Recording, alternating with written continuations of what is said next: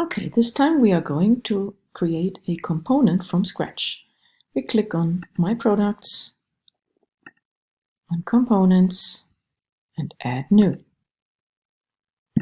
We choose a component type, bot engine, service, or a channel, category, say weather, a name, a weather service, description, a license, give it the URL where our component or service lies. This is a post method. Give it a longer timeout, 60 seconds. And my super comp.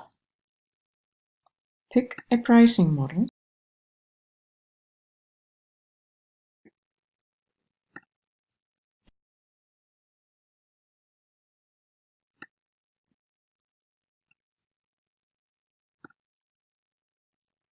Yes, there it is.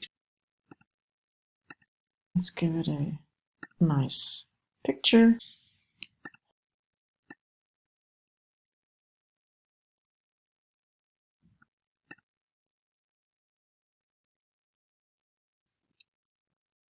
That was it.